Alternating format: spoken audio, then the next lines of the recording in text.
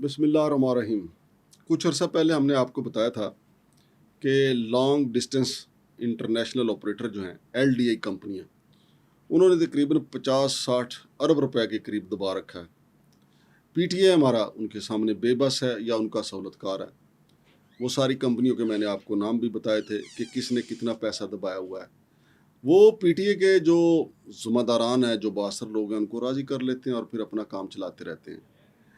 لیکن اب اس میں کمپٹیشن کمیشن کی انٹری ہوئی ہے جی. کمپٹیشن کمیشن نے ان کو جرمانہ کیا نہیں، جرمانہ کر کے ان سے وصول بھی کیا ہے. 50 کروڑ روپے جو ہے وہ جرمانہ کیا اور 50 کروڑ روپے ان سے وصول بھی کیا گیا ہے. میرے ساتھ موجود ہیں جناب مسعود چودھری صاحب. ان سے ہم جانتے ہیں کہ مسعود چودھری صاحب کمپٹیشن کمیشن نے جو آج کل وکٹ کے چاروں طرف کھیل رہے ہیں کہ ہاؤسنگ سوسائٹیوں کو بھی جرمانے کر رہے ہیں، اس کے ساتھ ساتھ وہ مختلف کھاد بنانے والی کمپنیاں ہیں، ٹریکٹر بنانے والی کمپنیاں ہیں، ان کو بھی انہوں نے جرمانہ جڑا ہے اور ان سے وصول بھی کیا ہے.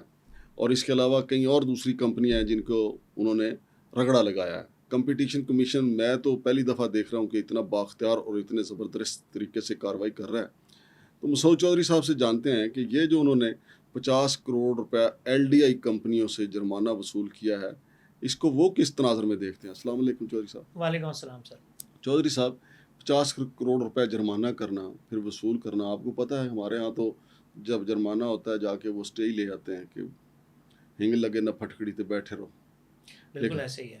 لیکن کمپٹیشن کمیشن جو جس کمپٹیشن مقابلے کا جو امتحان دے رہا ہے نا، وہ بڑا شاندار ہے. اس میں 50 کروڑ روپے PTCL سے وصول کیے گئے ہیں اور پاکستان جو 3.5 کروڑ روپے ہیں، 3 کروڑ 70 لاکھ روپے MSLink.net یہ کمپنی ہے، اس سے وصول کیے گئے ہیں.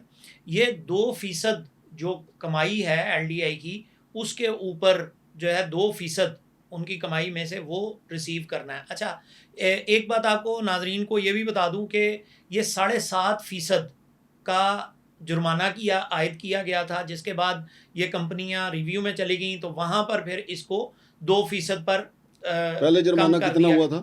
پہلے 7.5% جو کمائی ہے، ٹوٹل ارننگ ہے، اس کے اوپر 7.5%. یہ سمجھانے کے لیے بتا دوں کہ 8.8 سینٹ کے اوپر یہ فکسیشن کی تھی. یہ تقریباً 300% زیادہ تھا جو پہلے اماؤنٹ موجود تھی.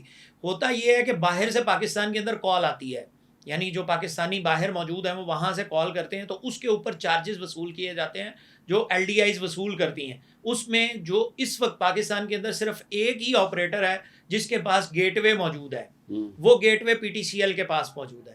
اب PTCL ہی ذمہ دار ہے سب کو آگے اس کی سروس دینے کا، اور سب نے PTCL سے ہی لینا ہے. کمپٹیشن کمیشن کا کہنا یہ ہے کہ یہاں پر کمپٹیشن کو مائنس کر کے ریٹ کو فکس کیا گیا اور اس ریٹ کو فکس کر کے پھر جو ہے وہ کمائی کی گئی اور ایکسٹرا آرڈنری جو ہے وہ صارف کے اوپر وزن ڈالا گیا، جس کی وجہ سے یہ جرمانے جو ہیں وہ عائد کیے جا رہے ہیں اور جرمانے وصول کیے جا رہے ہیں.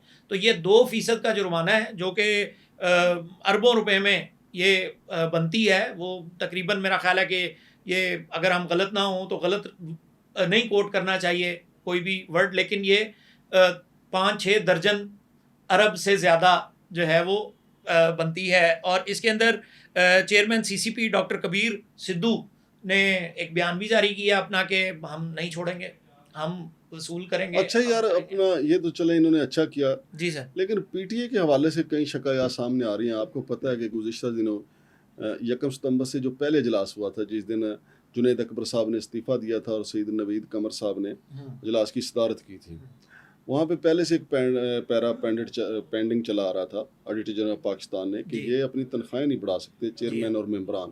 لیکن انہوں نے قانون کو بالائے طاق رکھتے ہوئے اپنی تنخواہوں میں ہوش ربا اضافہ کیا، جس طرح سکیورٹی ایکسچینج والوں نے اپنی تنخواہیں لگائی.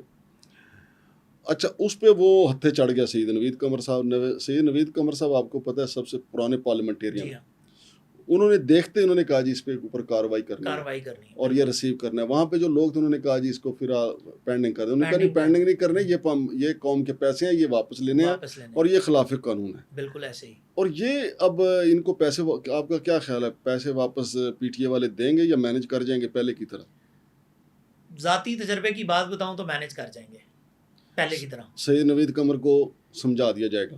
ہاں، کسی بے اوپر شک سے، یا ایوان صدر کی طرف سے جس یا کی طرف وزیر سے اعظم، بھی، جس کی طرف سے بھی، کیونکہ دیکھیں پی ٹی اے طاقتور ادارہ ہے، سمپل ایز دیٹ. یار دیکھیں طاقتور ادارہ ہے تو دوسرا- طاقت عوام کے لیے ہونی چاہیے نا، اپنے لیے تو نہیں ہونی چاہیے نا. ہونی چاہیے، لیکن سوال یہ کہ ہے. اب دیکھیں نا، مجھے میری ایک بات بتائیں، یہ جو ایل ڈی اے کمپنیاں ہیں، جی ہاں، چلو دو کو تو اونٹ کے منہ میں زیرہ، زیرہ تو باقی. جو 60 ارب روپے لے کے بیٹھی ہوئی ہیں ان سے یہ وصول کرنے نہیں جاتے، اور اور تنخواہیں پھر کیوں بڑھا لی اپنی انہوں نے؟ اور قانون یہ کہتا ہے، پبلک اکاؤنٹ کمیٹی کہتی ہے کہ آپ نہیں بڑھا سکتے اپنی تنخواہیں، ممبران اور چیئرمین. بغیر اجازت کے نہیں بڑھا سکتے. نمبر 1 رولز کو فالو کرنا پڑتا ہے، اس کی اپروول بھیجنی پڑتی ہے، اس اپروول کو بھیجنے کے بعد اس کے اوپر ایک ڈیسیجن ہوتا ہے، اس کے بعد وہ بڑھتے ہیں. لیکن قوانین کس کے لیے ہوتے ہیں؟ غریب آدمی کے لیے، عام آدمی کے لیے، عام بندے کے لیے. طاقتور کے لیے کیا قانون ہے؟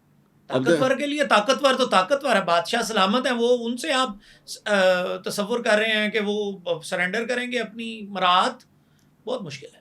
نہیں تو یہ جو ہم نے جو آڈیٹر جنرل پاکستان نے کہا کہ جی انہوں نے غیر قانونی طور پہ سیکورٹی ایکسچینج کمیشن کے سے وہ جو چیئرمین ہیں انہوں نے اپنی 41 کروڑ پتہ نہیں کتنی تنخواہ بڑھا لی، اور پھر رولز بھی بنا دیے کہ مؤثر بماضی کے پچھلی تاریخوں سے انہوں نے سب کی بڑھا دی، سب کی. اچھا اس کے اوپر بھی کوئی ایکشن نہیں ہوا بھائی. آڈیٹر جنرل پاکستان، آپ کو پتہ ہے کہ پی اے آر سی والا جو پیرا تھا اس کے اوپر ہی ایف آئی آر ہوئی ہے نا غیر قانونی بھرتیوں کی. بالکل ایسے. سید یوسف رضا گیلانی کے خلاف غیر قانونی بھرتیوں کا آڈٹ پیرا ہی آیا تھا نا. جی ہاں.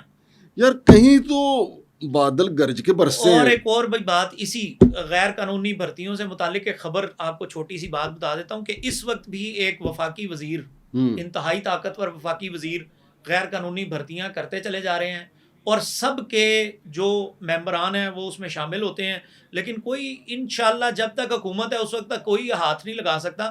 ہاں اس کے بعد وہ کیس بنے گا اور وہ کیس بن کے پھر دوبارہ بھی سامنے آئے گا. سو یہ جب تک طاقت میں ہیں، آپ طاقت میں اقتدار میں ہیں، تب تک بہت سارے معاملات کے اندر نہیں. میں یہ کہتا ہوں یوسف رضا گیلانی کو جیل جانا پڑ گیا. جی ہاں. پی آر سی کے سابق چیئرمین جیل چلے گئے. جی ہاں. یہ قانون جو ہے کہیں بجلی بن کے گرتا ہے اور کہیں بالکل گرج برس کے پیچھے چلا جاتا ہے. پبلک اکاؤنٹ کمیٹی جو ہے یہ ہمارے اس بادل کی طرح نہیں جو گرجتی زیادہ برستی کم ہے. بالکل ایسے ہی ہے.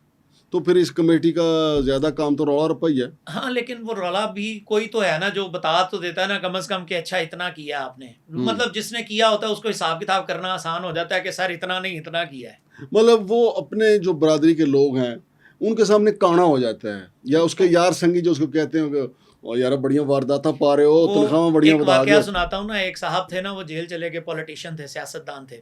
تو وہ جیل چلے گئے، تو جیل جب گئے نا تو انہوں نے کہا یار میری تو سیاست انہوں نے تباہ کر دیا. انہوں نے کہا کیا ہوا؟ انہوں نے کہا یار انہوں نے میرے اوپر 25 کروڑ روپے کا کیس ڈالا ہے. 25 ارب کا تو ڈالتے، ہاں نہیں اس میں جیل میں میری عزت تو ہوتی. تو یہاں پر اس طرح کے معاملے بھی ہیں. دیکھیں نا، جب ابو جیل کو قتل کیا جا رہا تھا اس نے بھی کیا کہا تھا کہ میری گردن ذرا نیچے سے کاٹنا تاکہ سرداروں کے درمیان میں تاکہ پتہ لگے کہ کسی سردار کی گردن کٹی ہے. بھائی ان کے جو ڈیمانڈز ہوتی ہیں نا سرداروں کی، بے شک یہ کرپٹ ہی ہوں تو ان کی ڈیمانڈز بڑی انوکھی ہوتی ہیں کہ یار پیسے زیادہ ڈالو یار میرے اوپر، اور ان کو یہ بھی پتہ ہوتا ہے ریکوری کس کے باپ نے کرنی ہے ہم سے. تو بے شمار کیسز اسی طرح پڑے رہتے ہیں. تو ناظرین آج کے اس ویلاگ میں خبریں کافی زیادہ تھیں. پبلک اکاؤنٹس کمیٹی کی خبر بھی تھی، پی ٹی اے کی زیادہ خبریں تھیں، سیکورٹی ایکسچینج کمیشن کی خبر بھی تھی، اور پھر یہ جو جنہوں نے کہا کہ 25 کروڑ کیوں ڈالیں، میری سیاست ختم کر دی، 25 ارب ڈالیں. یہ ہوئی نا پھر بڑے سرداروں والی بات. شمشاد مانگٹ اور جناب مسعود چودھری کو اجازت دیجیے. اللہ حافظ.